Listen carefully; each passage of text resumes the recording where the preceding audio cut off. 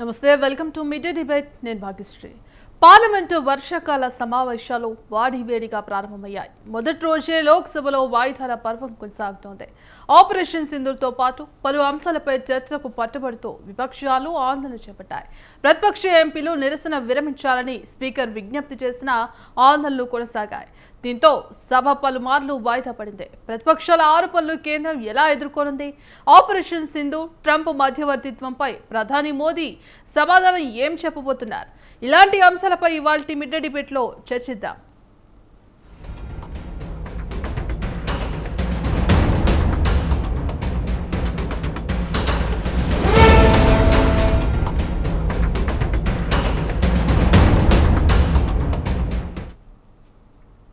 ఇక ఇవాల్టి mid debate లో పాల్గొనడానికి ఏపీసీసీ ముఖ్య అధికార ప్రతినిధి డాక్టర్ నరిడి తులసిరెడ్డి గారు అలాగే సిపిఎం మాజీ ఎమ్మెల్యే ఎంఏ గఫూర్ గారు అలాగే బీజేపీ రాష్ట్ర అధికార ప్రతినిధి పెద్దిరెడ్డి రవికిరణ్ గారు ఉన్నారు సార్ నమస్తే అండి అందరికీ ఎస్ సార్ తులసిరెడ్డి గారు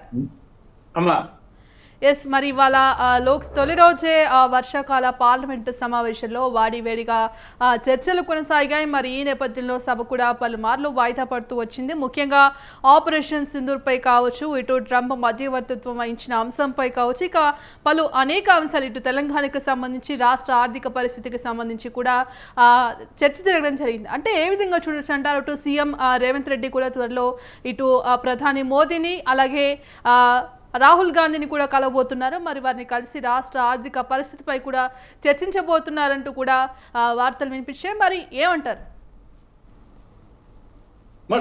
పార్లమెంటులో రచ్చ కాకుండా చర్చ జరిగితే అందరికీ మంచిది ప్రభుత్వానికి మంచిది మిగతా పార్టీలకు కూడా మంచిది చర్చ రచ్చ రెండిట్లో ఏది అనేది రాను అసెంబ్లీ కానీ పార్లమెంటరీ కానీ ఇవి చర్చలకు వేదికలు కాకుండా రచ్చకు వేదికలు అయిపోతున్నాయి దానివల్ల ఏదో ఊరికే మనం ఏదో పెద్ద ప్రజలు ఆశ పెట్టుకోవడము చర్చించుకోవడము ఆఖరికి ఏముండదు అక్కడ ఆ విధంగా బయటనే చర్చలు బాగా జరుగుతున్నాయి కాబట్టి కానీ అవి చర్చలు జరిగితే మంచిది అందరికీ మంచిది సరే ఈసారి కన్నా చర్చలు జరిగితే ఒక 8-10 ఐటమ్స్ మంచి ఐటమ్స్ ఉన్నాయి ప్రజలు తెలుసుకోవాల్సినటువంటి అంశాలు దాంట్లో డెఫినెట్ గా ప్రతిపక్షాల తరఫున కొన్ని ఉంటాయి ప్రభుత్వం తరఫున కొన్ని ఉంటాయి ఇప్పుడు ప్రతిపక్షాల తరఫున తీసుకుంటే మనము పహల్గా దాడి ఒకటి దానికి కంటిన్యూస్ గా ఆపరేషన్ సింధూర్ మీద కొంత క్లారిటీ అనేది ఒకటి అది చర్చకు రావచ్చేది అంశం రెండవది సరే పలు దఫాలుగా అప్పుడప్పుడు ట్రంప్ గారు చేసే ఆయన వ్యాఖ్యల మీద కూడా కొంత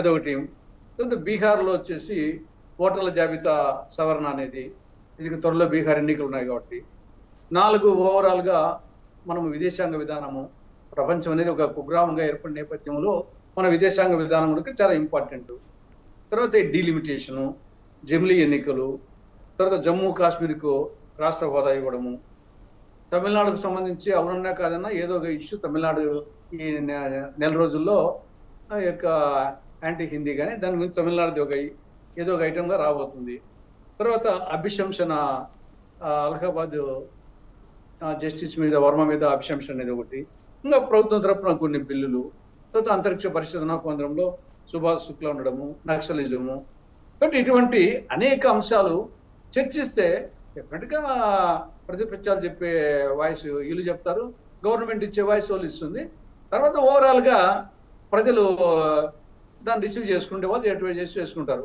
అలా కాకుండా ఊరికట్ట మొదలు పెట్టడము నేను ఒకరినైనా కాదు ఏ పక్కైనా ఆ పక్కన ఈ పక్క కానీ ఊరిక రచ్చ వలన ఏం ప్రయోజనం లేదు రాను నేను కూడా 6 సంవత్సరాలు రాజ్యసభ మెంబర్గా ఉన్నాను నాకు కూడా రాజ్యసభకు నాకు ఎందుకో బయటనే బాగా చర్చలు బాగా జరుగుతాయి చేపు వచ్చేసి ఒక్క ఇష్యూ మీద మొత్తం సెషన్ అంతా ఒక ఇష్యూ మీద ఏముండదు ఉదయం రావడము వాకౌట్ ఈ లోపల శని ఆదివారాలు వస్తాయి మళ్ళీ మధ్యలో వచ్చేసి ఏదైనా పండుగలు కూడా వస్తాయి ఇట్లా జరిగిపోతుంది కాబట్టి చర్చలు జరిగితే బాగుంటుంది అభిప్రాయం ఆ పక్క కానీ ఈ పక్క కానీ దానివల్ల ఎవరు దీంట్లో ఒకరు తక్కువ ఎక్కువ కాదు ఎవరెవరు పాయింట్లు చెప్తారు చెప్పిన తర్వాత పైలు నిర్ణయించుకుంటారు ఎవరిది తప్పు ఎవరు ఒప్పింది కాబట్టి ఇక్కడ వాదనా పటిమతో ఉండాలి కానీ ఊరుగా నేను ఒకరినండి కాదు 2 పక్కల ఎవరు చేసినా తప్పుగా కరెక్ట్ కాదు వచ్చేసి అని నా అభిప్రాయం రవికిరణ్ గారు రవికిరణ్ గారు, మరి వాళ్ళ పార్లమెంటు సమావేశాలు తొలి రోజే వాడివేడిగా కొనసాగాయి. మరి ఇటు ఆపరేషన్ సింధూర్తో పాటు పలు అంశాలపై కూడా చర్చకు పట్టుబడుతూ విపక్షాలు ఆందోళన చేపట్టాయి. మరి ఈ నేపథ్యంలో ఈ నిరసనలన్నింటికీ కూడా దీంతో సభ పలుమార్లు వాయిదా పడుతూ వచ్చింది. మరి ఈ నేపథ్యంలో ప్రతిపక్ష ఆరోపణలు కేంద్రం ఎలా ఎదుర్కొంటోంది, మరి ఇటు ఆపరేషన్ సింధూర్ కావచ్చు, ట్రంప్ మధ్యవర్తిత్వం కావచ్చు, దీనిపై ప్రధాని మోదీ ఏం సమాధానం చెప్పబోతున్నారనే దానిపై కూడా ఉత్కంఠ నెలకొంది. మరి ఏమంటారు? భాగ్యశ్రీ గారు, ముందుగా మీకు తోటి ప్యానలిస్టులు పెద్దలు తులసిరెడ్డి గారు, పెద్దలు గఫూర్ గారు, స్వాతంత్ర వీక్షకులందరికీ నమస్కారం అండి.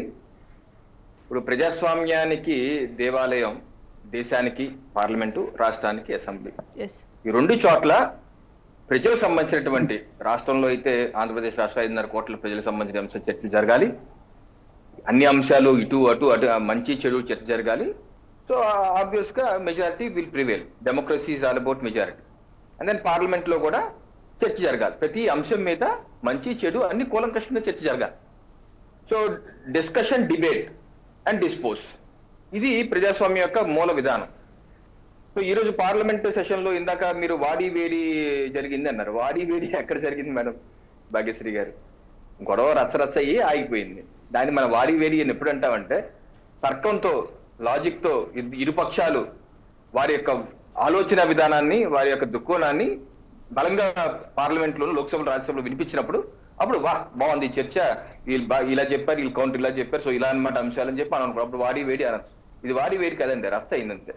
ఇప్పుడు ప్రధానమంత్రి నరేంద్ర మోడీ గారు ఇందాక పార్లమెంట్ సెషన్ స్టార్ట్ కాకముందు చాలా స్పష్టంగా చెప్పారు, ఇది ఒక వర్షాకాల సమావేశం, ఒక విజయోత్సవ సభలాగా జరగాలి. ఎందుకంటే ఆపరేషన్ సింధు స్వతంత్ర భారతదేశంలో ఇటువంటి ఆపరేషన్, ఇది పాకిస్తాన్ భూభాగంలోకి వెళ్ళి మనం సర్జికల్ స్ట్రైక్ రూపంలో, సర్జికల్ స్ట్రైక్ 3 ఏ రకంగా చేసాము, 22 నిమిషాల్లో ఉగ్రవాద శిబిరాలను మొత్తం తునాతునకలు చేయగలిగాం. అలాగే ఆ తర్వాత వాళ్ళు ప్రవోక్ చేసి వాళ్ళు మన మీద దాడి చేస్తే మనం వాళ్ళ ఎయిర్ బేస్లను కూడా చేశాం. ఏదైతే వాళ్ళు పేల్గాంలో మన యొక్క మాతృమూర్తి యొక్క సింధూరాన్ని చెరిపేశారో దానికి ఒక జవాబుగా, డీటెయిల్ జవాబు ఇవ్వాలని చెప్పి ఆపరేషన్ సింధూర్ యొక్క ముఖ్య లక్ష్యం ఏంటి? ఆ ఉగ్రవాద శిబిరాలు, ఉగ్రవాదులు గుణపాఠం చెప్పాలి. ఆ గుణపాఠం చెప్పే విధంలో మనం కృతకృత్యులు అయ్యాం పాకిస్తాన్ భూభాగం. సో ఇదొక విజయం. ఈ విజయాన్ని నేపథ్యంలో చర్చ జరగాలి. ఆబ్వియస్ గా నిన్నటి నుంచి పార్లమెంట్ మన అధికార పక్షం కూడా, కిరణ్ రిజిజు గారు పార్లమెంటరీ అఫైర్స్ మినిస్టర్ కూడా చెప్తున్నారు కదా, ఆపరేషన్ మీద చర్చ జరగాలని మేము కోరుకుంటున్నాం, అందరూ కోరుకుంటున్నాం. అలాగే బిఎస్సిలో కూడా ఎప్పుడంటే, ఇప్పుడు పార్లమెంట్ సెషన్ స్టార్ట్ అయినాక భాగ్యశ్రీ గారు, ఇప్పుడు ఫస్ట్ కొత్త సభ్యులు అయితే ప్రమాణ స్వీకారం చేస్తారు, తర్వాత ఎవరిని చనిపోతే సంతాపం అంటారు, ఆ తర్వాత చిన్న విషయం స్టార్ట్ అవుతాయి, ఆ తర్వాత మళ్ళీ క్వశ్చన్ ఆన్సర్ తీసుకోవచ్చు. లంచ్ తర్వాత బిఎస్సి, బిజినెస్ అడ్వైజరీ కమిటీ కూర్చుంటారు, అపోజిషన్ అలాగే ట్రెజరీ బెంచెస్, 2 బెంచెస్ కూర్చొని బిఎస్సిలో నిర్ధారిస్తారు. ఆల్రెడీ ఇరు పార్టీలు అటు ఇటు బెంచెస్ బిఎస్సికి నోటీస్ ఇచ్చున్నారు, దీని మీద చర్చ. మేము కూడా ఎన్డీఏ కూటమి తరఫున మేము కూడా ఇచ్చున్నాం, నోటీస్ డిస్కస్ చేయాలి, వాళ్ళు కూడా ఇచ్చున్నారు. అది బిఎస్సిలో డిస్కస్ చేసి, అంటే ఏ అంశమైనా చర్చ చేయడానికి భాగ్యశ్రీ గారు ఒక విధానం ఉంటుంది, ఒక ఫార్మాట్ ఉంటుంది. అది పెద్దలు తులసిరెడ్డి గారు, గఫూర్ గారికి తెలుసు. ఆ ఫార్మాట్ ప్రకారం స్పీకర్ గారు టైం నిర్ధారిస్తారు, ఎవరెవరు నిర్ధారిస్తారు. అది 2 రోజులు మాట్లాడతారా, 20 రోజులు మాట్లాడతారా, డిస్కస్ చేసుకొని ఆ తర్వాత ఫుల్ గా మాట్లాడచ్చు. మాట్లాడితే లోటుపాట్లని చర్చించవచ్చు. మీ ఇందాక అన్న అంశం, అమెరికా ప్రెసిడెంట్ ట్రంప్ గారు మాట్లాడితే ఆపారా, లేకపోతే ఎవరు ఆపారా, ఎన్ని డిస్కషన్ వాళ్ళు చెప్పారు, చెప్తారు, ఇది చెప్తారు. సో ఇది చర్చ జరగాలి. ఇదేమి అవనివ్వకుండా, బిఎస్సీలకు కూడా వెళ్ళనివ్వకుండా, బిఎస్సీ కూడా రాకుండా, లేకపోతే అది లంచ్ తర్వాత, అది అలాగే 0 అవర్ తర్వాత లోక్సభలు అనుకుంటా, అక్కడ కూడా వెళ్ళకుండా అసలు స్టార్టింగే ఏది సంతాప తీర్మానాలు లేవు, లేకపోతే కొత్తది లేవు, స్టార్టింగే రచ్చ చేయడం మొదలుపెట్టి గొడవలు చేస్తే ఇది మీకు చర్చ కావాలా, రచ్చ కావాలా? ఎవరు కోరుకోవట్లేదు కదా, అందరూ అన్ని బెంచెస్ చర్చ కావాలని కోరుకుంటున్నారు. చర్చ కావాలన్నప్పుడు ఎందుకు ఈ రభస? అక్కర్లేదు కదా. బిఎస్సీకి వెళ్ళి నిర్ధారించి రేపు నుంచి మాట్లాడతారు, రేపు నుంచి స్పీకర్ ద్వారా మాట్లాడుకోండి, రేపు నుంచి డిస్కస్ చేస్తామంటే రేపు నుంచి డిస్కస్ చేయడమే, అన్ని అంశాలు డిస్కస్ చేస్తాం. అంతేగాని దీనికి ఒక ఎజెండా పట్టుకొని వచ్చి సభను డిస్టర్బ్ చేయాలి, లేకపోతే నన్ను మాట్లాడినే ఒకలేదని చెప్పి అబద్ధాలు ప్రచారాలు చేయటం, ఇవన్నీ ఎంతవరకు సమంజసం అని చెప్పేసి నేనైతే అభిప్రాయపడుతున్నాను. గఫూర్ గారు, ఎస్ మరి ఈ పార్లమెంట్ సమావేశాల సెషన్లో ఇప్పటికే కేంద్రం 8 కొత్త బిల్లులతో పాటు 17 బిల్లులను కూడా ప్రవేశపెట్టాలంటూ కేంద్ర ప్రభుత్వం యోచిస్తోంది. మరోపక్క కేంద్రాన్ని నిలదీసేందుకు కూడా ప్రతిపక్షాలు అంతే స్థాయిలో నిలదీసేందుకు కూడా సిద్ధమయ్యాయి. మరి ఈ నేపథ్యంలో ఇటు కాల్పుల విరమణ ట్రంప్ కామెంట్స్ పై కూడా ప్రభుత్వాన్ని ప్రతిపక్షాలు నిలదీస్తున్నాయి. అంటే ఏమంటారు? ఇప్పటికే ఇటు ఆపరేషన్ సింధూర్ పై సంబంధించి కావచ్చు, ఇటు ట్రంప్ మధ్యవర్తిత్వంపై చర్చ పార్లమెంటు సమావేశంలో చర్చ జరిగింది. మీరేమంటారు? మీకు మిగతా పెద్దలకు నమస్కారం అమ్మా. ఇప్పుడు ఆపరేషన్ సింధూరు ఈరోజు పార్లమెంట్లో ప్రతిపక్షాల ఆందోళన సాధారణమైనటువంటి విషయం మీద కాదమ్మా. మన సార్వభౌమాధికారం మన చేతిలో ఉందా, మన సార్వభౌమాధికారాన్ని అమెరికా దగ్గర ఏమన్నా తాకట్టు పెట్టినారా అనేటువంటి అనుమానము చాలా మందికి ఈరోజు భారతదేశంలో ఉంది. ఎందుకంటే మనం పహల్గామ్కు ప్రతీకారం తీర్చుకోవాలా అనేటువంటిది ప్రభుత్వం ప్రతిపాదన పెట్టినప్పుడు అన్ని ప్రతిపక్షాలు సమావేశాలు జరిపారు. ప్రధానమంత్రి మోడీ గారు లేదా అమిత్ షా గారు లేదా రాజ్నాథ్ సింగ్ గారు వీళ్ళందరూ మా ప్రతీకారం తీర్చుకోవాలంటే అన్ని ప్రతిపక్షాలు ఎస్ మీరు ఏ చర్య తీసుకుని మేము బలపరుస్తామని చెప్పాం. ఆ రకంగా అన్ని పార్టీల మద్దతుతో ఒక ఆపరేషన్ సింధూర్ స్టార్ట్ అయింది. దాని యొక్క లక్ష్యం ఏమిటి? ఎవరైతే పహల్గామ్ దాడికి బాధ్యులుగా ఉన్నారో వాళ్ళని పట్టుకొని రావాలా లేదా వాళ్ళని శిక్షించాలా అనేటువంటి. ఇప్పుడు ఆపరేషన్ సింధూరు బాగా విజయవంతంగా జరిగిందని ప్రభుత్వం ఈ రోజు కూడా చెప్తుంది. 100% మేము లక్ష్యాన్ని సాధించాము. కానీ మధ్యలో ట్రంప్ గారు ఏమన్నారు? ఇప్పుడు విరమణ జరిగిపోతుంది, పాకిస్తాను ఇండియా యుద్ధాన్ని ఆపేస్తాయని చెప్పేశాడు. ఆయన చెప్పిన 1 గంటకు ఇండియా ప్రకటించింది, తర్వాత పాకిస్తాన్ ప్రకటించింది. అంటే మన పగ్గాలు అమెరికా చేతికి అప్పచెప్పినామా అనేటువంటిది ఇది ప్రతిపక్షాలు లేవదీస్తున్నటువంటి ప్రశ్న, దేశభక్తుల్లో చాలామంది లేవదీస్తున్న ప్రశ్న. ఒకవేళ ట్రంప్ సూచించుండవచ్చు, తప్పేం లేదు. ప్రపంచ పరిస్థితుల్లో ట్రంప్ సూచించవచ్చు, పుతిన్ సూచించవచ్చు, లేదా భద్రతా సమితి చెప్పవచ్చు. ఏమైనప్పటికీ దేశం యొక్క ఒక ప్రధాన నిర్ణయం మనం యుద్ధానికి పోవాలి, అవసరమైతే ప్రతీకారం తీర్చుకోవాలనేటువంటి యుద్ధానికి పోతున్న సందర్భంలో ఎట్లయితే ప్రతిపక్షాల యొక్క చర్చల ద్వారా అందరూ బలపరిచి ఒక కార్యక్రమం తీసుకున్నామో, ఏమి లేకుండా సడన్గా నీళ్ళు చల్లినట్లుగా బాగా వేడెక్కిన తర్వాత ఒక్కసారిగా పెనం మీద నీళ్ళు చల్లితే ఎట్లా అవుతుందో అట్లా అయిపోయింది మన పరిస్థితి. ఎందుకు జరిగింది, ఏం సాధించాము అనేటువంటి దానికి సమాధానం లేదు. రెండవది ఏమిటి, పాకిస్తాన్ ఒకటి క్లెయిమ్ చేసింది యుద్ధ విమానాన్ని కూల్చేసినామని. నిజమో అబద్ధం మన గవర్నమెంట్ చెప్పడంలే. చివరికి మన వైమానిక అధికారి ఆయన సింగపూర్లో ప్రకటిస్తే తప్ప వాస్తవాలు ఏమిటో మనకు తెలియదు. అంటే ఈ రకంగా గోప్యత ప్రతిపక్షాలకు కానీ మరి ఎవరికి తెలియకుండా గోప్యత పాటించడం అనేది. మీరేమో అధికారంలో ఉండేవాళ్ళు మరి మాకు లైసెన్స్ ఇవ్వండి, మాకు మీరు బలపరచాలని పర్మిషన్ తీసుకుండ్రి, అందరూ బలపరచరి, ఏ ఒక్కరు భిన్నాభిప్రాయం లేకుండా జయహో అని చెప్పారు. మరి మీరేమో ప్రతి విషయము గోప్యంగా పెడుతున్నారు. మన విమానాలు పడిపోయిందా లేదా తెలియదు, రాఫెల్ విమానం కూలిపోయిందా లేదా తెలియదు, ట్రంప్ చెప్తే తప్ప యుద్ధ విరమణ జరుగుతుంది అనేటువంటి విషయం ఎవరికి తెలియదు. మరి ట్రంప్ చెప్పింది బూటకంలే, అతను నోటి వాగుడు వాగింటాడని చెప్పడం లేదు, అతను చెప్పిన వెంటనే ఆగిపోయింది. కాబట్టి మన సార్వభౌమాధికారము ఇతరుల దగ్గర తాకట్టు పెడుతున్నారనేది ప్రధాన ఆరోపణ. నిర్ణయం మనం తీసుకోవాలా. నిర్ణయం మనం తీసుకోకుండా మన నిర్ణయం ఏం తీసుకోబోతున్నామో ఒకరు చెప్తే దాన్ని మనం పాటించినట్లయితే సార్వభౌమాధికారం మన చేతిలో లేదు కదా అనేటువంటి ప్రశ్న. ఇది చాలా దేశానికి సంబంధించి దేశం యొక్క సార్వభౌమాధికారానికి సంబంధించిన సమస్య కాబట్టి తక్షణం ఈ విషయం మీద చర్చించాలని ఈ రోజు కాదు చాలా కాలంగా ప్రతిపక్షాలు అడుగుతున్నాయి. అట్లాగే జట్లు ఎన్ని కూలిపోయినాయి ఏమిటి అనేటువంటి అడుగుతుంటే ప్రభుత్వం చెప్పడం ఏ రహస్యం ఉందమ్మా. అవును 3 జట్లు పడిపోయినాయి, 2 జట్లు పడిపోయినాయని చెప్పొచ్చు. లేదు రాఫెల్ కూలిపోయింది, 1 కూలిపోయింది లేదా 2 కూలిపోయిందని చెప్పొచ్చు.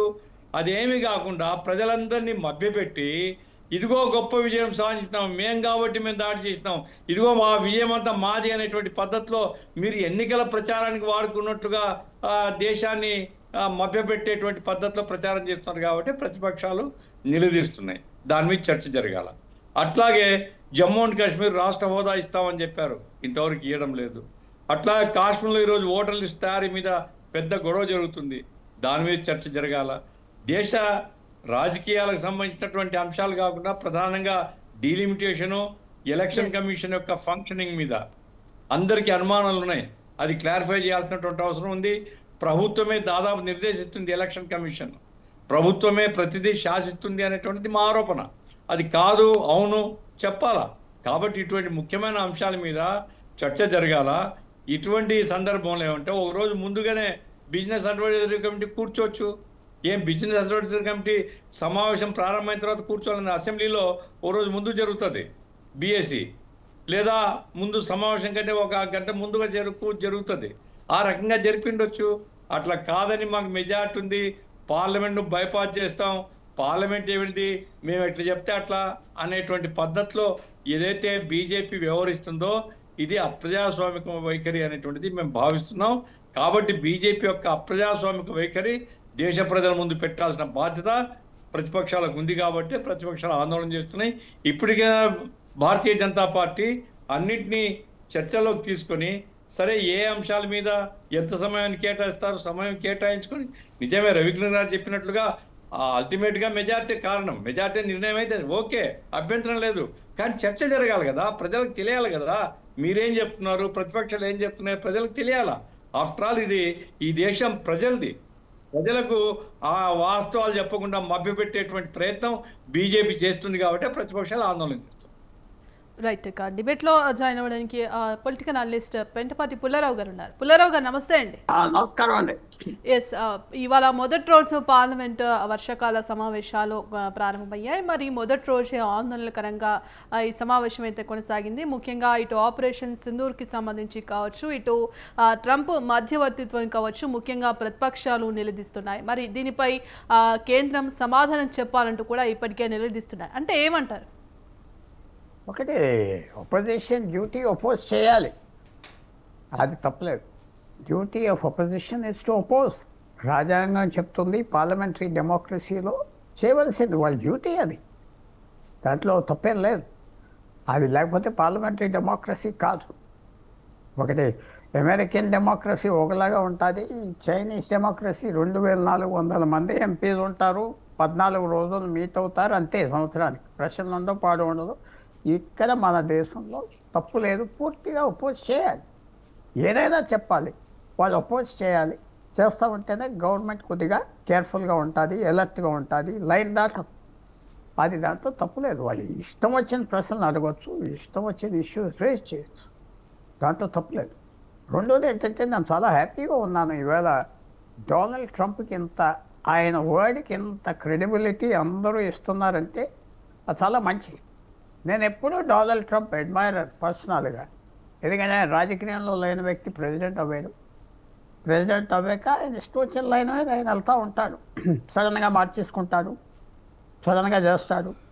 సామాన్యమైన రాష్ట్రపతులు, ప్రైమ్ మినిస్టర్ లాగా ఫైళ్ళు, ఆఫీసర్లు ఈ చెత్త ఏం పెట్టుకోడు, 5-6 టీవీ సెట్లు ఉంటాయి, చూస్తూ ఉంటాడు, దాని మీద యాక్షన్ తీసేసుకుంటాడు, చేస్తాడు. సో ఈవేళ గుడ్ థింగ్ ఏమిటంటే, డొనాల్డ్ ట్రంప్ మాటకి అంత క్రెడిబిలిటీ మన మిత్రులు లేకపోతే గవర్నమెంట్ ఆపోజిషన్ ఇస్తున్నారంటే అది రేపు కూడా ఆయనకు ఆ క్రెడిబిలిటీ ఉండాలి. రేపు ఎలా మాట్లాడతాడు ఎవరు చెప్పలేం కదా. ఎస్, మరి పుల్లారావు గారు, మరి ఇప్పటికే ఆపరేషన్కి సంబంధించి, సింధూర్కి సంబంధించి చర్చ కావచ్చు, అలాగే ట్రంప్ మధ్యవర్తిత్వం వహించారు కాబట్టి ఈ దాడులు అనేవి ఆగే అంటున్నారు. మరి ఇది నిజంగానే వాస్తవం అంటారా? నేను అలా ఒప్పుకోను. ట్రంప్ అన్నాడు లేకపోతే నిజం, ట్రంప్ అనలేదు, అబద్ధం అని. ట్రంప్ ఆయన ఇష్టం వచ్చినట్టు మాట్లాడతాడు. ట్రంప్ ఏమన్నాడు మొదటి టర్మ్లో 4 సంవత్సరాలు ఆయన అన్న మాటలు నేను రిపీట్ చేయలేను. ఏమన్నాడు, కొన్ని దేశాల మీద ఎలా పడ్డాడు, మొన్న చక్కగా ఇరాన్ని బాంబు వేసి బయటకు పంపించేశాడు. అలాగే ఇప్పటికి ఎంతమందిని చంపించేశాడు, ఓపెన్గా చెప్తాడు, నేను వాళ్ళని చంపించేసా, ఇరానియన్ జనరల్ వాళ్ళని అసాసినేట్ చేయించా అని ఓపెన్గా అంటున్నాడు. ట్రంప్ మాట మనం కేర్ఫుల్గా తీసుకోవాలి. మళ్ళీ పొగిడినా కేర్ఫుల్గా తీసుకోవాలి, మనం తిట్టినా కేర్ఫుల్గా తీసుకోవాలి. ట్రంప్ నోబెల్ ప్రైజ్ కావాలి, నాకు కావాలి, అందరికీ కావాలి. ఆయన నాకు నోబెల్ ప్రైజ్ ఇవ్వాలి అంటున్నాడు. అందరూ వింటున్నారు, ఇస్తారు కూడా. ఎందుకంటే అందరూ నాటోలో భయపడిపోతున్నారు, వీడికి ఇవ్వకపోతే ఏదో చేస్తాడని పొగిడి పొగిడి పొగిడి ఇస్తారు, తీసుకుంటారు. ట్రంప్ ఆయన మాటలా ఉంటాడు. భారతదేశాన్ని పొగుడతాడు, భారతదేశాన్ని తిడతాడు, పాకిస్తాన్ పొగుడతాడు, మళ్ళీ పనికిరాని దేశం, మోసగాళ్ళు, Osama bin Laden military base మీద కూర్చోబెట్టి 5 సంవత్సరాలు తిన్నారు, దొంగలు ద్రోహులు అంటారు. అది నిజమా? నిజం కాదు. సో ట్రంప్ మాటకి నేను వాల్యూ ఇవ్వను. మన సిస్టమ్ ఏంటంటే సిస్టమ్ ప్రకారంగా చేశారు. వాళ్ళ డీజీఎంఓ ఎవరు చెప్పారు? భారతదేశానికి కూడా చాలా మంచిది అవ్వింది. మన పడకుర్చి వీరులు యుద్ధం చేసేయాలి, కాశ్మీర్ ఆక్యుపైడ్కి వెళ్ళిపోలేయి, అవి చేయలేము. 2 రోజుల యుద్ధం 3 రోజుల యుద్ధంతో అయిపోతాం. భారతదేశానికి చాలా మంచిది. ఆ బురదలో రష్యా దొరికినట్టుగా మనం దొరకకూడదు. చేసుకున్నాం, లిమిటెడ్గా బయటకు వచ్చేసాం. దానికి అమెరికా మాట విన్నామా? వాళ్ళు చెప్పింది విన్నామా? అమెరికా ఇవాళ ఉన్న అగ్రపవర్ ఒకటి చైనా కాదే. చైనాకి హమాస్ ఇజ్రాయెల్తో సంబంధం ఉన్నది, వాళ్ళని రెచ్చగొట్టారు. హూతీలను రెచ్చగొట్టారు, ఇరాన్ రెచ్చగొట్టారు. ఆఖరికి వాళ్ళ మీద బాధేసి చంపేస్తూ ఉంటే పట్టించుకోలేదు. కమిట్మెంట్ ఇష్యూస్ అంటున్నారు. కమిట్మెంట్ అంటే ఒక అబ్బాయి ఒక అమ్మాయిని పెళ్లి చేసుకుంటానని పెళ్లి చేసుకోకుండా వెళ్ళిపోతే వాడు కమిట్మెంట్ చేయలేదంట. అలా చేస్తుంది చైనా. సో మనకి ఉన్న సూపర్ పవర్ ఓకే. ఆడిని తిట్టండి అని ఎందుకు తిట్టాలి? ట్రంప్ని తిరిగి తిడతాడు. వాడికి ఆడియన్స్ 100 కోట్ల మంది వింటారు. నిశ్శబ్దంగా ఉంటాం, ఆ సునామీ అయిపోతుంది, మర్చిపోతారు, మనం మొదలు. దాంతో ఇప్పుడు చక్కగా బీజేపీ వాళ్ళు నరేంద్ర మోడీ గారిని డిఫెండ్ చేసుకుంటారు. మన దేశం పాయింట్ చెప్పు. జూన్ 18వ తారీఖు ఈ సంవత్సరం 35 నిమిషాలు ఈ దేశం ప్రధానమంత్రి ట్రంప్తో మాట్లాడి ఫోన్ మీద ఏమయ్యా ఏం మాట్లాడావంటే అలా కాదు అన్నాడు. 2 రోజులు ఊరుకున్నాడు, మళ్ళీ మొదలుపెట్టాడు. సో అది నిజమా? ఇంకోటి కూడా చెప్తున్నా, అది నిజమైనా తప్పేం లేదు. ఎందుకంటే మనకి పీస్ రావటం మంచిది. 2 రోజుల్లో అవగొట్టేసాం, చేయవలసిన చెప్పేసాం. కొత్త పాలసీ పెట్టారు. ఇవి ఉగ్రవాదులు ఎవరైనా మళ్ళీ వస్తే యుద్ధం స్టార్ట్ చేస్తాం. ఎవరు అనుకోలేదు కదా. ఇది మే 9 ముందల మే 9 ముందల ఎలా జరుగుతుందని ఎవరు అనుకోలేదు కదా. నేను కూడా అనుకున్నా ఏం చేస్తారు పహల్గామ్కి. యాక్షన్ తీసుకున్నారు, యాక్షన్ ఆగిపోయింది. 120 బాంబులు ఉన్నాయి మాకు, వేసేస్తాం మీ నెత్తి మీద, విజయవాడ మీద, కర్నూలు మీద, ఎక్కడ అదే నంద్యాల మీద ఎక్కడో ఉన్నారు, వేసేస్తాం అన్నారు పాకిస్తాన్. ఏమైంది? ఒక్క నిమిషం అండి, మళ్ళీ ఛాన్స్ ఇస్తాం మీకు. ఒక్క నిమిషం. రవికిరణ్ గారు మరి ఇవాళ పార్లమెంటు సమావేశంలో చెప్పండి. 2-3 అంశాలండి. ఎస్. ఒకటి, ట్రంప్ గారు మాటలు దేశ సార్వభౌమత్వం అంటున్నారు. ఇప్పుడు ఈ ఆపరేషన్ సింధూర్ స్టార్ట్ చేయకముందు మనమైనా దేశ ప్రజలకు కానీ ప్రపంచానికి కానీ ప్రతిపక్షాలకు కానీ మనం పాకిస్తాన్తో యుద్ధంకి వెళ్తున్నామా అని చెప్పామా? మనం ఏదైతే ఉగ్రవాదులు పహల్గామ్లో చేసిన నరమేదానికి ప్రతీకారం తీసుకుంటున్నాం, వారి యొక్క ఉగ్ర శిబిరాలని మనం పేల్చేయబోతున్నాం అని చెప్పి అన్నాం. ప్రపంచ దేశాలు కదా, we have right to take action. అన్ని దేశాలు, అన్ని దేశాలు, India has a right to take action on terrorist అని చెప్పాను. టెర్రరిస్ట్ విషయంలో నో కాంప్రమైజ్, ప్రపంచ దేశాలని చెప్పి. సో ఆ రకంగానే మనం కొడతామని తెలుసు, బట్ ఆ రకంగా కొడతామని చెప్పి మసూద్ అజర్ లాంటి కూడా తెలియదు. అందుకని ఏడ్చాడు, అల్లా నేను కూడా పోతే పోండి నా కుటుంబంతో పాటు, నేను ఎందుకు ఉండిపోయానని ఏడ్చాడు. 22 నిమిషాల్లో మొత్తం లేపేశాం. ప్రపంచం నివ్వరిపోయింది. ఏంటి ఈ రకంగా ఇలా చేయగలిగారు? పాకిస్తాన్ భూభాగంలో చేయగలిగారు. ఆ తర్వాత ఏం ప్రెస్ మీట్ పెట్టి ఏమన్నారు ఆర్మీ? కేవలం మా యొక్క టార్గెట్ మీ యొక్క టెర్రరిస్టులు మాత్రమే, పాకిస్తాన్ యొక్క మిలిటరీ బేసెస్ కానీ లేదా జనావాసం కాదు, మీరు ఎక్కడితో ఆగిపోండి, మీరు కనుక రిటాలియేట్ చేస్తే మేము రిటాలియేట్ చేస్తాం అన్నాం. రిటాలియేషన్ చేస్తే చేస్తామని తప్పితే కానీ మీ మీద యుద్ధం చేస్తామని చెప్పి మనం ఎప్పుడు మన సోఫియా వీళ్ళు ఎవరు చెప్పలేదే. వాళ్ళు మన మీద డ్రోన్లు పంపించారు. డ్రోన్లు పంపిస్తే మనం ఊరుకుంటామా? మనం కూడా చేసాం. అలాగా 2 రోజులు 3 రోజులు నడిచింది. మొత్తం వాళ్ళ ఎయిర్ బేస్లు, వాళ్ళ యొక్క అణు స్థావరాలు ఉన్న ఏరియా ప్రపంచానికి తెలియదా, బయట అంతర్జాతీయ మీడియా అన్నారు ఆ యొక్క ముఖద్వారాలు కూడా లేపేసావు. దాంతో వాళ్ళు బెంబేలెత్తిపోయారు. ఒక 2 దేశాల మధ్య న్యూక్లియర్ దేశ ఘర్షణ జరుగుతుంది. యుక్రెయిన్ రష్యా మధ్య ఘర్షణ జరుగుతుంటే ఎన్నిసార్లు పుతిన్ గారు భారతదేశ నరేంద్ర మోడీ గారిని వచ్చి కలిసి లేదా ఫోన్లో మాట్లాడి, ఎన్నిసార్లు వ్లాడిమిర్ పుతిన్ గారు నరేంద్ర మోడీ గారితో మాట్లాడి, మీరు రండి, మీరు మాట్లాడండి, మీరు సెట్ చేయండి, మీరు శాంతి చేసుకుందాం, మీరు ఇంటర్ఫియర్ ఏమైనా అన్నారా లేదా? ఎన్నిసార్లు నరేంద్ర మోడీ గారు కూడా వెళ్ళి యుద్ధక సమాన్ అయ్యి అని చెప్పారు. ఒక గొడవ జరుగుతున్నప్పుడు 2 దేశాల మధ్య ప్రపంచ దేశాల మీద ఇంపాక్ట్ ఉంటది. యుక్రెయిన్ లో యుద్ధం జరిగితే భారతదేశం మీద ఇంపాక్ట్ లేదా? చమురు రేట్ల మీద ఇంపాక్ట్ లేదా? లేదా పామ్ ఆయిల్ ఇంపాక్ట్ లేదా? అన్ని దేశాల మీద ఉంటుంది. అందుకే ప్రపంచ దేశాలు కూడా ఇదే ఆపాలని చూస్తారు. ఆ విషయం ఆ రకంగా భాగంగా అమెరికా కావచ్చు, రష్యా కావచ్చు, ఎవరన్నా కావచ్చు, వద్దు మీరు ఆగలని అంటారు అబ్వియస్ గా. మనల్ని ఎలా అడుగుతారు? మనం ఇప్పుడు ఇరాన్ ఏమన్నాం? ఇరాన్ చదువుతారు, మీరు కామ్గా ఉండి ఎందుకు సమ్మేళనం అంటున్నాం, అలాగే అనుంటారు. కానీ ఇక్కడ జరిగింది ఏంటి?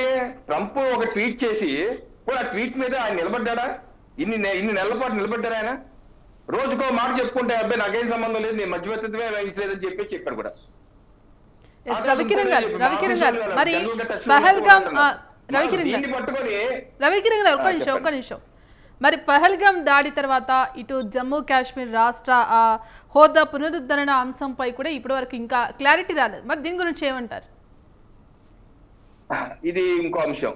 ఇప్పుడు ఒకటి, జమ్మూ కాశ్మీరు ఇప్పుడు మనకి యూనియన్ టెరిటరీగా ఉంది. అది యూనియన్ టెరిటరీ గారి శాశ్వతంగా ఉంచాలి అన్న ఉద్దేశం ప్రభుత్వానికి ఎప్పుడు లేదు. ఆ విషయం పార్లమెంట్ లో చెప్పారు, ఆ విషయం సుప్రీంకోర్టులో చెప్పారు. ఏమని చెప్పారు? సరైన సమయం వచ్చినప్పుడు, పరిస్థితులు చక్కబడినప్పుడు దానికి పూర్తి రాష్ట్ర హోదా ఇస్తాము అని చెప్పాం. సుప్రీంకోర్టులో చెప్పాం, పార్లమెంట్ లో చెప్పాం. ప్రభుత్వం దాని మీద కట్టుబడి ఉంది. ఇప్పుడు మనకి పహల్గామ్ ఇన్సిడెంట్ జమ్మూ కాశ్మీర్ జరిగిందా, ఆంధ్రప్రదేశ్ లో జరిగిందా, తెలంగాణలో జరిగిందా?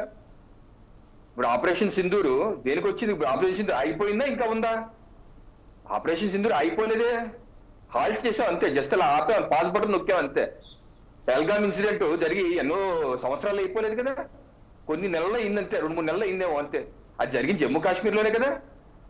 మరి ఈ సందర్భాలు అది ఇప్పుడు ప్రశాంత పరిస్థితులు ఉన్నాయా? ప్రశాంత పరిస్థితులు ఉన్నాయా? సాధారణ పరిస్థితులు ఉన్నాయా? స్టేట్మెంట్ ఇచ్చేటకి ఇమీడియట్ గా ఇప్పటికే మొన్న రాహుల్ గాంధీ గారు రాశారు, వెంటనే ఇచ్చేయండి అని. ఈ సమంజసం అది. ఒక బాధ్యత గల ప్రతిపక్ష నేత ఓ పక్కన ఆపరేషన్ సింధూర్ కంటిన్యూ జరుగుతుంది, ఓ పక్కన పహల్గామ్ లాంటి ఇన్సిడెంట్ జరిగింది అక్కడ. ఇప్పుడు ఈ సమయంలోనే ఇచ్చేయాలి స్టేట్మెంట్ అనడంలో రాజకీయం కాక మరేంటి భాగ్యశ్రీ గారు? పోనీ అది బాధ్యతాయుతమైన నాయకుడు మాట్లాడే మాట. నాకు తెలిసి పెద్ద తులసిరెడ్డి గారు కూడా అది సమర్థిస్తారని నేనైతే అనుకున్నాను. ఎందుకంటే ఆయన మా పార్టీకి అయితే అందరూ అభిమానిస్తాం. ఆగారు కదా. ఒక్క నిమిషం రవికిరణ్ గారు. Yes sir. తులసిరెడ్డి గారు సార్ చెప్పండి. ఇప్పటికే అనేక అంశాలపై కూడా రెండు అంశాలమ్మా. ఒకటి పహల్గామ్ దాడి ఒకటి ఆపరేషన్ సింధూరు. ఈ రెండింటికి మనం పహల్గామ్ దాడికి సంబంధించి ఖచ్చితంగా గవర్నమెంట్ ఫెయిల్యూర్ అంటారు.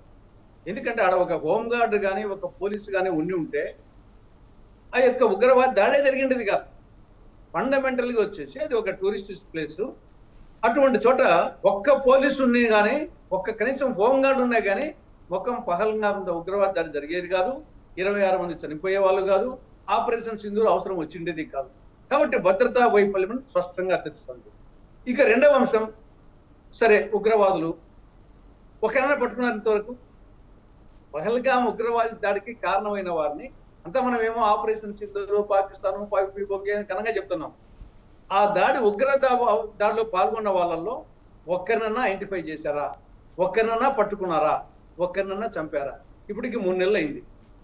ఏప్రిల్ 22 జరిగింది. ఈరోజు జూలై 21 ఉన్నాం.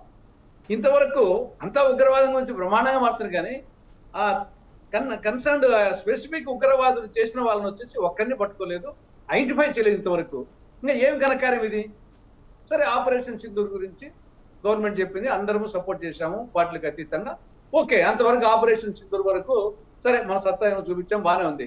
కానీ వాటర్ అబౌట్ పహల్గామ్ ఉగ్రవాద దాడికి వచ్చి అది అట్టర్ ఫెయిల్యూర్, గవర్నమెంట్ ఫెయిల్యూర్. దాని ముందు ప్రివెన్షన్ చేసి ఉండాలా? చేసినాకైనా సరే ఒక్క ఉగ్రవాదం తరపు పట్టుకోలే 3 నెలలు అయింది.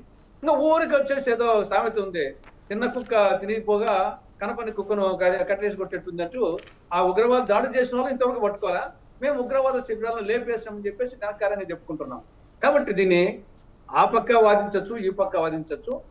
పహల్గామ్ దాడి మాత్రము utter failure government. Operation Sindoor వరకు మన యొక్క సైన్యము, మన యొక్క భారత ప్రభుత్వం యొక్క శక్తికి వచ్చేసి ఒక తార్కాణంగా చెప్పచ్చు. ఇక మిగతా ట్రంప్ వ్యాఖ్యల గురించి ఇప్పుడు ఏ దేశానికైనా యుద్ధము మంచిది కాదు. అది పెద్ద దేశమా చిన్న దేశం కాదు. చూస్తున్నాం వచ్చేసి రష్యా ఉక్రెయిన్కు, లేకుంటే ఇజ్రాయెల్కు, పాలస్తీనాకు. కాబట్టి యుద్ధంలో గెలిచేది ఎవరు ఉండదు, రెండు పక్కల పోవడమే అంతే తప్ప నష్టమే. కాబట్టి ఎవరు అది ట్రంప్ మధ్యవర్తిత్వం చేసినా, పుతిన్ చేసినా, ఒక చిన్నోడు చేసినా, ఎవరు చేసినా దాన్ని ఎవరి వలన ఆగిపోయినా అది మంచిదే. కానీ ఇక్కడ ట్రంప్ గారు చేసిన ఏమంటే ఏదో వాణిజ్య తాయిలాలు అణుయుద్ధాన్ని ఆపాము, భారత్ పాక్ మధ్య సయోధ్య కుదిరింది, వాణిజ్య తాయిలాలు పనిచేశాయి, భారత్ పాక్ పరిణితిని ప్రదర్శించాయి. ఆయన ఇద్దరిని పోయినాడు. తర్వాత వాణిజ్య తైలాలు అన్నాడు. అక్కడ నా వరకు వచ్చేసి ట్రంప్ చేసినా ఇంకోటి చేసినా యుద్ధాన్ని ఆఫ్ చేయడం అనేది మంచిది. కానీ అది వాణిజ్య తైలాలు అన్నాడు. నిన్న మళ్ళీ ఒక 5 యుద్ధ విమానాలు అంటే కొద్ది క్లారిటీ ఇస్తే గవర్నమెంట్ దీని మీద బాగుంటుంది అభిప్రాయం. ట్రంప్ ఆయన చెప్పిండొచ్చు. నాకు తెలిసి ట్రంప్ ఇన్వాల్వ్ అయ్యి ఆఫ్ చేసినా కానీ అది తప్పేం కాదంటాను. ఎవరెవరు వచ్చేసి ఇద్దరి మధ్య ఇద్దరు కొట్టాడుకుంటూ ఉంటారు. ఎవరెవరు జోక్యం చేసుకోవాలి కదా. ఇద్దరు నష్టపోయినాక జోక్యం చేసుకుని ఉపయోగం ఉంది, మంచిది అది. కాబట్టి ట్రంప్కు సంబంధించి అది. ఇక మూడవది విదేశాంగ విధానంలో మనం గొప్పగా చెప్పుకునేంత పరిస్థితి లేదు. మన యుద్ధంలో కొన్ని దేశాలు అయితే టర్కీ కానీ తర్వాత అజర్బైజాన్, ఉజ్బెకిస్తాన్ ఓపెన్ గా సపోర్ట్ చేస్తే పాకిస్తాన్. కానీ మనకు ఓపెన్ గా సపోర్ట్ చేసిన దేశమే లేదు ప్రపంచంలో. మనకు ఓపెన్ గా సపోర్ట్ చేసినటువంటి ఉగ్రవాద దాడి చేసింది పాకిస్తాన్. కానీ మనకు ఓపెన్ గా ఒక్క దేశం సపోర్ట్ చేయలే. కానీ పాకిస్తాన్కి వచ్చేసి టర్కీ, అజర్బైజాన్, ఉజ్బెకిస్తాన్ ఓపెన్ గా సపోర్ట్ చేయడమే కాకుండా ఇక్కడ పాకిస్తాన్ కు ఇంటర్నేషనల్ మానిటరీ ఫండ్ 2 దఫాలుగా వచ్చేసి గ్రాంట్ రుణం ఇచ్చేసింది. మనం వద్దన్నా కానీ ఇంటర్నేషనల్ మానిటరీ ఫండ్ మనం వచ్చేసి ఆ డబ్బు వచ్చేసి ఉగ్రవాద చర్యలకు వినియోగిస్తారని మనం మొత్తుకుంటున్నా కానీ ఎవరు పట్టించుకోలేదు. డబ్బు ఇచ్చేస్తారు 2 దఫాలుగా. తర్వాత ఐక్యరాజ్య సమితిలో ఈ ఉగ్రవాద నిర్మూలన కమిటీకి వైస్ చైర్మన్ గా పాకిస్తాన్ ఐక్యరాజ్య సమితిలో ఎన్నిక కాబడ్డది. కాబట్టి మనము పైకి ఎంత చెప్పుకున్నా కానీ విదేశాంగ విధానంలో మనం చెప్పుకునేంత ఘనంగా లేము. మనం చాలా వీక్గా ఉన్నాం. కాబట్టి దాని గురించి కూడా చర్చించాల్సిన అవసరం ఉంది. ఎందుకంటే ఇది ప్రపంచం ఈనాడు మనం ఏకాగ్గా ఉండేదానికి లేదు. ప్రపంచ దేశాలతో కలిసి మనం పోవాల్సిన అవసరం ఉంది. ఇక మిగతా బీహార్ ఎన్నికలకు సంబంధించి అక్కడ ఓటర్ల జాబితా ఎన్నికల కమిషన్ వచ్చేసి వాళ్ళ డ్యూటీ వాళ్ళు చేయాలి. ఎన్నికలు ఓటర్ల జాబితా తయారు చేయడము, పీస్ఫుల్ గా చేయడము. కానీ ఇక్కడ ఎన్నికల కమిషన్ చేస్తా ఉండే పని అది కాదు. పౌరసత్వం ఎవరిదని నిర్ణయించే అధికారం తీసుకున్నారు. కేంద్ర హోంశాఖ చేయాల్సిన పని పౌరసత్వం, భారత పౌరులు కాదా వీళ్ళు ఓటర్ల గురించి కాదు ఇలా ఆలోచిస్తున్నది. పౌరసత్వం అంటే బీహార్ ఎన్నికల్లో ముస్లిం ఓటర్స్ ను వీలైనంత వరకు తీసేసి తద్వారా వచ్చేసి గెలవాలనే ఒక పరిస్థితిలో ఎన్నికల కమిషన్ ఉంది కాబట్టి నాడు ఈ సమస్య వచ్చింది. లేకుంటే నిజంగా ఓటర్ల జాబితా సవరణ అంటే ఎవరు అబ్జెక్షన్ చెప్పరు. కానీ దీని బ్యాక్గ్రౌండ్ వచ్చేసి ఓటర్ల సవరణ కంటే కూడా ఆడ పౌరసత్వ ఇచ్చే పరిస్థితి తీసుకునేది ఇది. ఆ విధంగా ముస్లిం ఓటర్లను ఓటర్ల జాబితా నుండి వీలంతా తొలగించి తద్వారా గెలవాలనే ప్రయత్నం చేస్తుంది కాబట్టి ఇష్యూ అవుతా ఉంది. జమ్మూ అండ్ కాశ్మీర్ కు ప్రధానమంత్రి గారు ఎన్నికలకు ముందు ప్రధానమంత్రి కూడా డిమాండ్ చేస్తున్నాం. మీరు కూడా ఇస్తామని చెప్తా ఉన్నారు. కాబట్టి ఆ నేపథ్యంలో ఏమక్కడ రాష్ట్ర ప్రభుత్వం ఉంటే రాష్ట్ర ప్రభుత్వం కేంద్ర ప్రభుత్వము అంటే కలిసిమెలిసి పనిచేయలేదా? రేపు వచ్చేసి ఒకవేళ ఆపరేషన్ సిద్ధూరు అయిపోలేదు అనుకున్నాం, అలా సమస్య వస్తుంది అనుకున్నాం. వచ్చినప్పుడు ప్లస్ ఆ రాష్ట్ర ప్రభుత్వము ప్లస్ కేంద్ర ప్రభుత్వము రెండూ కలిసి దేశం అంతా కలిసి ఫైట్ చేస్తాం కదా. ఎందుకు రాష్ట్ర ప్రభుత్వాన్ని శంకించాలా? కాబట్టి అంటే ఆల్రెడీ ఎన్నికైన ప్రత్యాపత్తులను శంకించడమే. మీకు అగైన్ వచ్చేసి పేరుకు మాత్రమే ఎన్నికలు జరిపారు అక్కడ.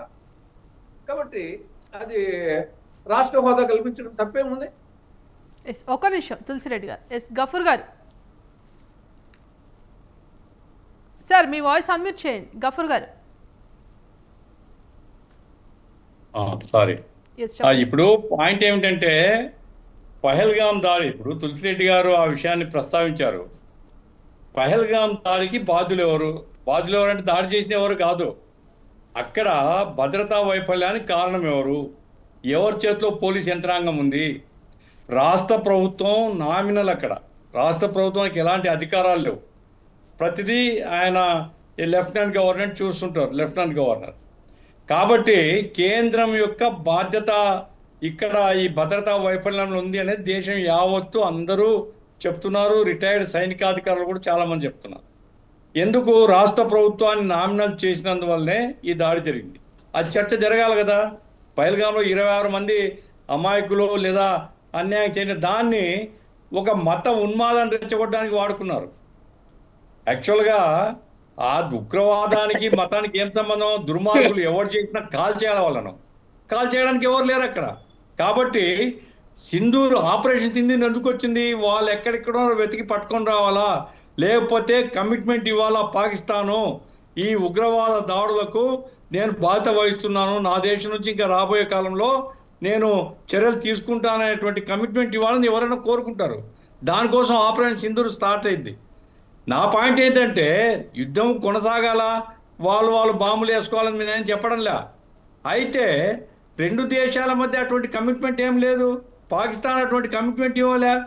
ఆ తర్వాత కూడా తొడగొడుతున్నారు వాళ్ళు. ఇప్పుడు కూడా యుద్ధం అంటున్నారు.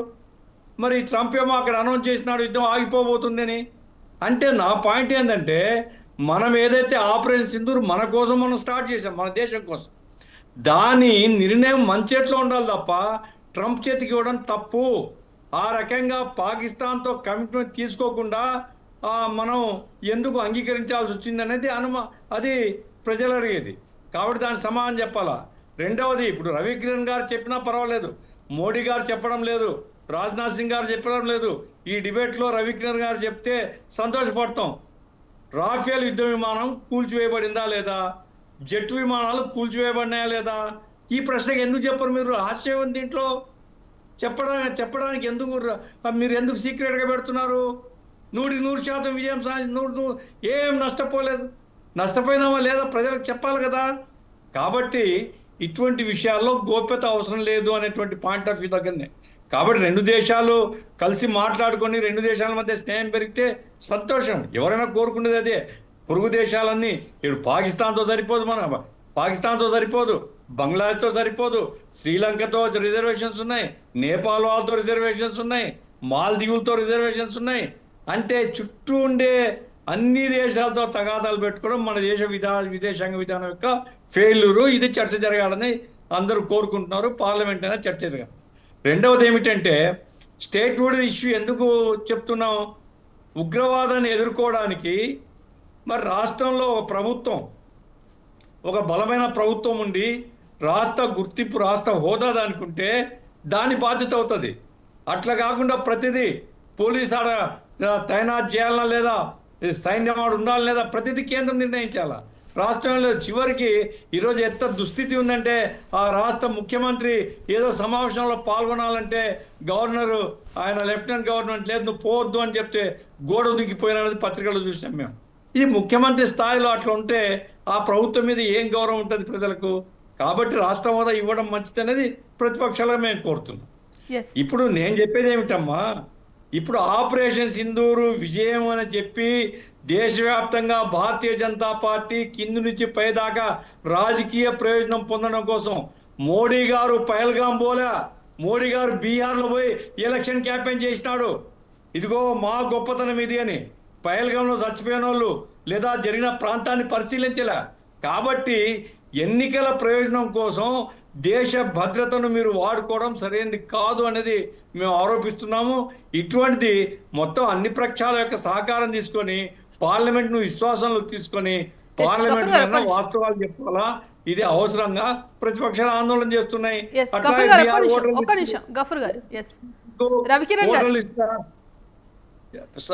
పౌరసత్వానికి ఏం సంబంధం? మళ్ళీ ఛాన్స్ ఇస్తారు. ఒక్క నిమిషం రవికిరణ్ గారు. ఇప్పుడు 2-3 అంశాలు. ఒకటి, ట్రంప్ మొన్న ఒక యుద్ధ విమానాలు నుంచి ఒక స్టేట్మెంట్ ఏది ఇచ్చారు. దానికి రాహుల్ గాంధీ గారు ట్వీట్ చేస్తూ మోడీ గారికి సమాధానం చెప్పండి అన్నారు. ఇప్పుడు దానిలో ట్రంప్ గారు ఏమన్నారు? నేను ఇప్పటి వరకు చాలా యుద్ధాలు ఆపేశాను. ఇండియా, భారతదేశం, పాకిస్తాన్ అణు సామర్థ్యం కలిగిన దేశాలు, వాళ్ళ మధ్య యుద్ధం జరిగింది. బహుశా 4-5 బహుశా 5 అనుకుంటా విమానాలు, జట్లు పడిపోయినాయి అని. ఎక్కడ ఆ 32 సెకండ్లు రాహుల్ గాంధీ గారు ట్వీట్ చేసిన దాంట్లో ఎక్కడ ఫలానా దేశంలో జట్లు, అది భారతదేశం జట్టు లేకపోతే పాకిస్తాన్ జట్టు అనేం అనలేదు. అనప్పుడు రాహుల్ గాంధీ గారు వెంటనే అది భారతదేశం జట్టు అని కన్ఫర్మ్ చేసుకొని మోడీ గారు ఇప్పుడే సమాధానం చెప్తారండి. అంటే ఎందుకని ఆయన అలా అనుకుంటున్నారు? పాకిస్తాన్ జట్లని ఎందుకు అనుకోకూడదు? ఎందుకు అనుకోలేదు ఆయన? ఆయన భారతదేశ పౌరుడా లేదా పాకిస్తాన్ పౌరుడా? ఈరోజు పాకిస్తాన్ లో వాళ్ళ యొక్క విదేశాంగ మంత్రి, వారి యొక్క డిఫెన్స్ మంత్రి కూడా వాళ్ళు ఏమన్నారు? మేము రాఫేల్ పడేసామని. ఏ సాక్ష్యాలు చూపించింది? ఎందుకంటే భారతదేశం పడేసిందని వాళ్ళు చూపిస్తున్నారు. F-16 పడేసి చూపించారు, మీ గోరీ మిసైల్ చూపిస్తున్నారు. మరి అది పడేస్తే ఆ శకలాలు చూపించదు కదా అంటే అది భారతదేశం సోషల్ మీడియాలో చూసుకోండి. ఈ సోషల్ మీడియాలో ఎవరు వేశారు? కొన్ని పత్రికలు వాళ్ళు ఏదో చేసినవి ఎప్పుడు ఏదేదో చేసి తిప్పుతున్నారు. అవి వాస్తవాలు కాదు. అంటే అబద్ధాలు అసత్యాలని వీళ్ళు పాకిస్తాన్ లైన్ ఏది ఎక్కడ ట్రంప్ చెప్పకుండానే రాఫేల్ కూలిపోయి ఎవరు చెప్పారు? అసలు రాఫేల్ ఎక్కడ కూలింది? అసలు కోలలేదు కదా. కోలం దాన్ని అనంతాన్ని కూడా భారతదేశమే పడిపోయిందని చెప్పి భావించుకొని చేస్తుంటే వీళ్ళు ఏమనాలి? దేశభక్తులు అనాలి, దేశద్రోహులు అనాలా? ఏమనాలి? ఈరోజు ప్రపంచవ్యాప్తంగా డెలిగేషన్ కూడా భారతదేశం నుంచి అన్ని పార్టీలు డెలిగేషన్ వెళ్ళారు. ఏ రకంగా పాకిస్తాన్ ని ఎండగట్టాం మనం అక్కడ? అన్ని పార్టీలు వెళ్ళారు. అన్ని దేశాలు, ప్రపంచ దేశాలు పాకిస్తాన్ ఎండగట్టారు. వాళ్ళు చేస్తున్నటువంటి పాకిస్తాన్ ప్రభుత్వము, పాకిస్తాన్ ఉగ్రవాదులు రెండు ఒకటే అని చెప్పి నిర్ధారణ కూడా అక్కడ ఎస్టాబ్లిష్ అయింది కదా ఈ యొక్క ఆపరేషన్ సింధూర్ ద్వారా. ఒకటి. రెండో అంశం, ఒక పహల్గామ్ లో సెక్యూరిటీ ల్యాప్సెస్ అన్నారు. దాని మీద చర్చ జరగాలి, పార్లమెంట్ లో జరగనివ్వండి, జరగాలి కదా. నాకున్న సమాచారం ప్రకారం అక్కడ ఏదైతే పహల్గామ్ సంబంధించినటువంటి పర్యాటకకి అనుమతులు 1 వీక్ 10 days తర్వాత ఉంది. కాకపోతే ఇది ముందే తీస్తారు అనుమతి. అది ఎవరు చెప్పారు? ఎవరికి చెప్పలేదు. ఆ లోకల్ అడ్మినిస్ట్రేషన్ తీశారు. లెఫ్టినెంట్ గవర్నర్ వీళ్ళకి కూడా సమాచారం ఇవ్వలేదు అంటున్నారు. ఈ చర్చ జరగనివ్వండి. మనకున్నట్టు కొన్ని పత్రికల నుంచి వస్తున్న న్యూస్లు ఇవన్నీ ఆ యొక్క సమాచారం లేకుండా అది జరిగింది. సో దీన్ని ఏ రకంగా చేయాలి? పార్లమెంట్ చర్చ చేయాలండి. అన్ని విషయాలు బయటకు వస్తాయి కదా. అక్కడ ల్యాప్సెస్, అలాగే దీనిలో పాల్గొన్న వాళ్ళని ఏం చేశారు? తప్పనిసరిగా దీని సూత్రధారులు ఒక ఆయన్ని అక్కడ పట్టున్నారు. వాళ్ళు ఇల్లు కూడా పేల్ చేశారు. ఆయన షూట్అవుట్ లో కూడా చనిపోయాడు. ప్రత్యక్షంగా పాల్గొన్న వాళ్ళు కూడా కొంతమంది దొరకలేదు అనుకోండి. బహుశా వాళ్ళు ఏదో దాక్కున్నట్టున్నారు. కానీ వీళ్ళు ఎవరైతే సూత్రధారులు ఉన్నారో, ఆకాలు ఉన్నారో వాళ్ళని మనం పాకిస్తాన్ లో రవికిరణ్ గారు ఇలా ఆపరేషన్ సింధూర్ పహల్గామ్ ఘటన ఒకటే కాదు, ఇటు అహ్మదాబాద్ లో ఎయిర్ ఇండియా విమానం కూలీల ఘటనపై నివేదిక వచ్చింది, కానీ ఇంకా దానికి సంబంధించి ప్రజలకు ఇంకా స్పష్టత రావట్లేదు. అంటే దీనికి సంబంధించి కూడా కొంత కేంద్రం నిర్లక్ష్యం వహిస్తోంది, కేంద్రం జాప్యం చేస్తుంది అంటూ కూడా అనేక వార్తలు వస్తున్నాయి. మరి ఏమంటారు? ఎన్ని అబద్ధ అసత్య ప్రచారాలండి. ఇప్పుడు అక్కడ అహ్మదాబాద్ లో జరిగింది, దానికి నివేదికలు వస్తాయి. నివేదికలు వచ్చి ఓపెన్ లో పెడతారు, ఓపెన్ డొమైన్ లో పెడతారు. ఏం జరిగింది ఏంటో డిస్కస్ చేస్తారు. అంతేకాదు వెంటనే అయిపోయేది కాదు కదా.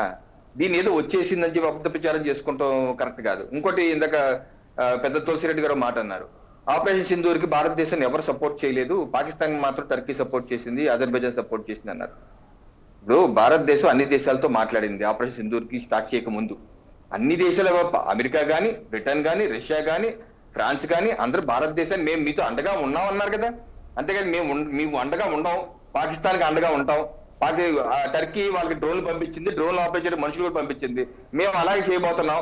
పాకిస్తాన్ మేమన్నీ ఆయుధాలు ఇస్తాం, మా మనుషులు ఎలాగైతే యుక్రెయిన్ లో చేస్తున్నామో అలాగే ఇక్కడ కూడా ఇస్తామని చెప్పి అన్నారా? వాళ్ళేమన్నా భారతదేశం రైట్ టు స్ట్రైక్ బ్యాక్ అన్నారు కదా. అన్ని దేశాలు మన పక్కన ఉన్నాయి, కేవలం 1-2 దేశాలు టర్కీ మాత్రం ఆయుధాలు పంపించింది వాళ్ళకి. వాళ్ళు కూడా ఏ రకంగా ఒంటరి ప్రపంచ దేశాలు మనం చూస్తున్నాం కదా. ఈ రోజు కూడా మన దేశం సపోర్ట్ చేయలేదని ఎప్పుడన్నారంటే, పాకిస్తాన్ కి అండగా ఉండి పాకిస్తాన్ కి భారతదేశం చేస్తున్న తప్పు అని అంటే, పాకిస్తాన్ కి ఆయుధాలు ఇస్తామంటే అప్పుడు మన భారతదేశానికి అండగాలి అని అనాలి. అలా కాకుండా సపోర్ట్ ఇది రైట్ అంటే భారతదేశం సపోర్ట్ లేదని ఎలా అంటారండి? అది కరెక్ట్ కాదు కదా. సో ఇవన్నీ చర్చ జరగాలి. ఫైనల్ గా ఏంటంటే నేనేంటంటే పార్లమెంట్ సెషన్ 1 month ఉంది. విపక్షాలు రాజధానితో చర్చ కావాలి, రచ్చ కాదు. ఒక సిస్టమ్ ప్రకారం డిస్కషన్ చేయాలి. అన్ని అంశాలు ప్రభుత్వం చెప్తుంది కదా. మేము ప్రతి అంశమే చర్చ చేయడానికి సిద్ధంగా ఉన్నాం, కూలంకషంగా చేయడానికి, ఎన్ని గంటలైనా చర్చ చేయడానికి సిద్ధంగా ఉన్నాం. మరి ఓపిక లేకపోతే ఎలాగా? ఒక బీఎస్సీ కమిటీ, నేను ఆల్ పార్టీ మీటింగ్ వచ్చినప్పుడు అప్పుడే చెప్పొచ్చు కదా. బీఎస్సీ కమిటీ ఇక్కడే మనం ఈ రోజు డిసైడ్ చేసుకుందాం, రేపు తెలంగాణలో మొదలు పెడదాం చెప్పదు. ఎందుకు చెప్పలేదు?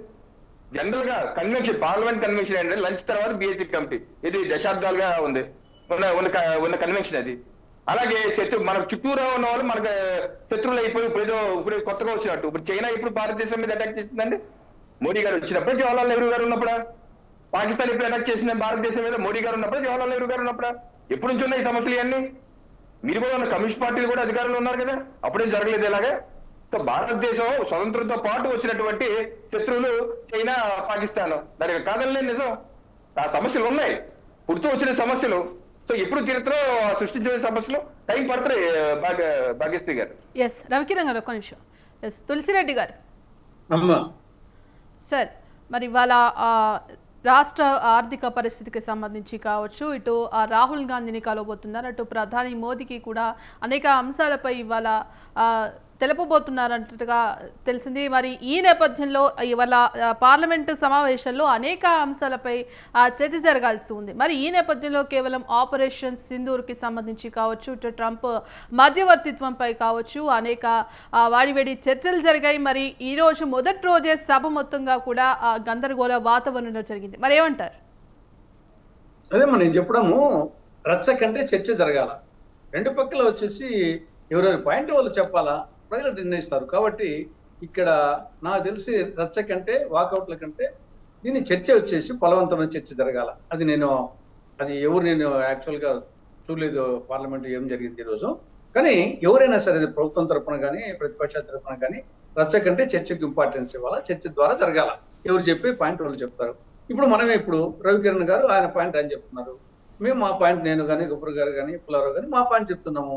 దాని తర్వాత వచ్చేసి దాంట్లో ఎంతవరకు వాస్తవం ప్రజలు నిర్ణయించుకుంటారు.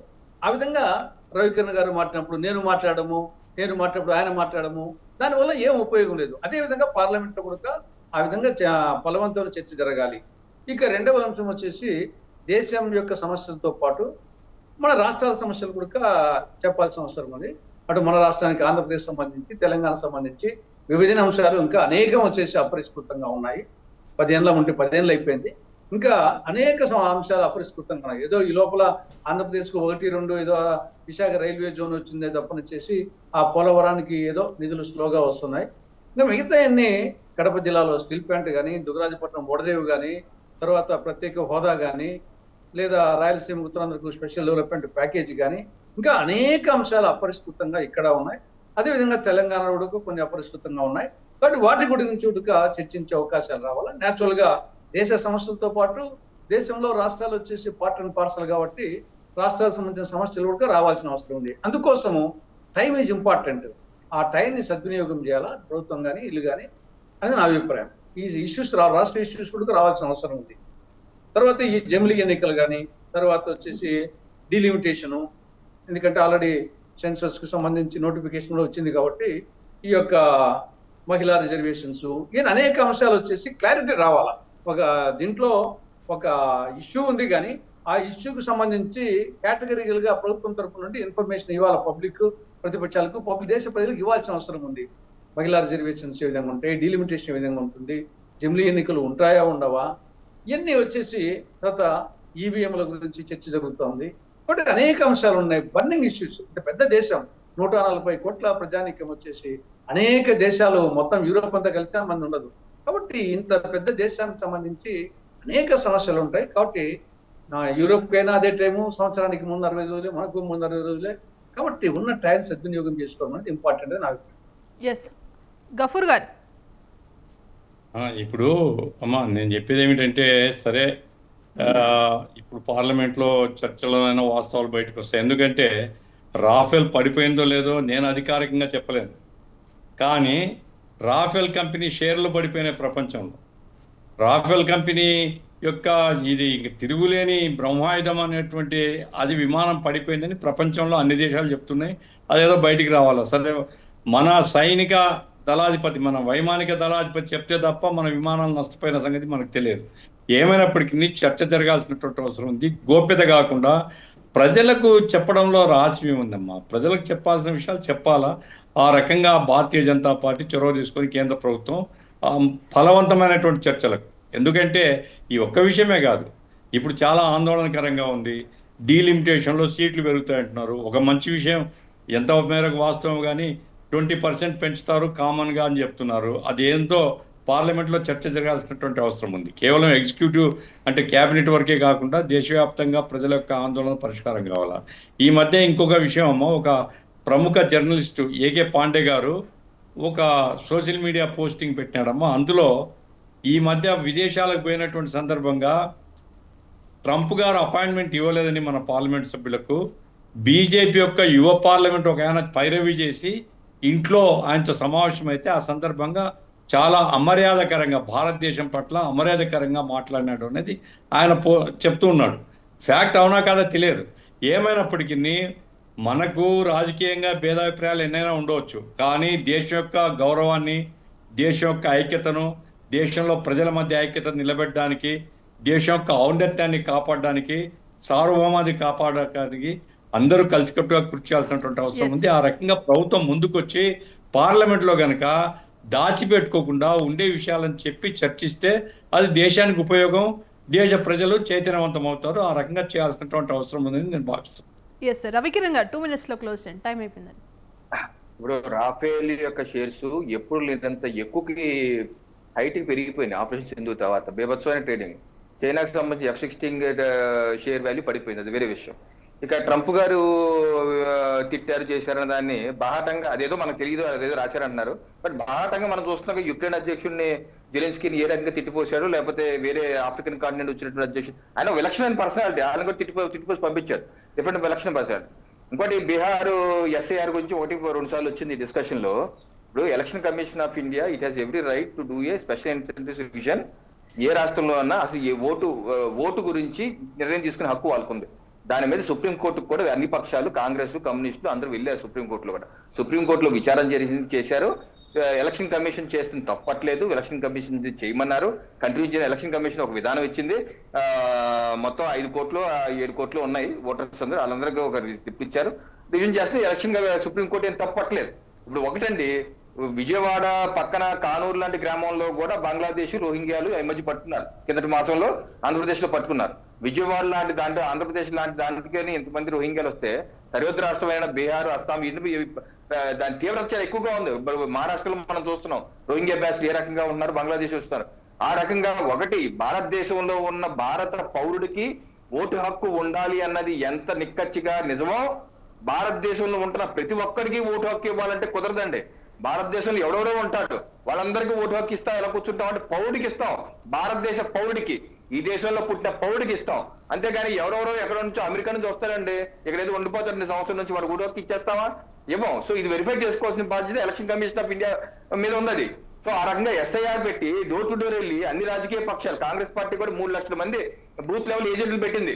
అన్ని పార్టీలు పెట్టారు, అన్ని BLOలు, BLAలు అందరూ సంయుక్తంగా వెళ్ళి అక్కడ వెరిఫై చేసి, డోర్ టు డోర్ వెరిఫై చేసి వాళ్ళు ఇప్పుడు 35 లక్షల మందిలో ఇప్పుడు పెరుగుగా ఐడెంటిఫై చేశారు. 20 లక్షల మంది చనిపోయిన ఓటర్లు ఉన్నారు. ఆంధ్రప్రదేశ్ లో జరిగింది మన ఎన్నికల ముందు కూడా ఇలాంటి SIR కాకుండా ఇంటెన్సివ్ రివిజన్ జరిగింది. దానిలో కొన్ని లక్షల మంది చనిపోయిన ఓటర్లు కూడా ఉన్నారు, దాన్ని తీశారు. ఆ రకంగా చేయవలసిన అవసరం ఉంది. So election commission of India supreme court యొక్క ఆమోదంతో చేస్తున్నారు. దీన్ని రాద్ధాంతం చేసుకొని ముస్లింలు తీసేయాలనుకున్నారు, లేదా వాళ్ళెవరో తీసేయాలన్నారంటే ఇది ఎవరిని టార్గెట్ చేసింది కాదండి. భారతదేశ పౌరుడు ఏ ఒక్క పౌరుడికి కూడా ఓటు హక్కు ఉండవలసిందే. కానీ భారతదేశం నివసిస్తున్నంత మాత్రాన ఓటు హక్కు ఇవ్వటం అనేది అసాధ్యం, కుదరదు. రైట్, థ్యాంక్ యూ అండి. ఇది ఇవాల్టి డిబేట్లో పాల్గొన్న విశ్లేషకులు పెంటపాటి పుల్లారావు గారికి, అలాగే APCC ముఖ్య అధికార ప్రతినిధి నర్రెడ్డి తులసిరెడ్డి గారికి, అలాగే CPM మాజీ ఎమ్మెల్యే MA గఫూర్ గారికి, BJP రాష్ట్ర అధికార ప్రతినిధి పెండిరెడ్డి రవికిరణ్ గారికి ధన్యవాదాలండి. ఇది ఇవాల్టి మీడియా డిబేట్. కీప్ వాచింగ్ స్వతంత్ర.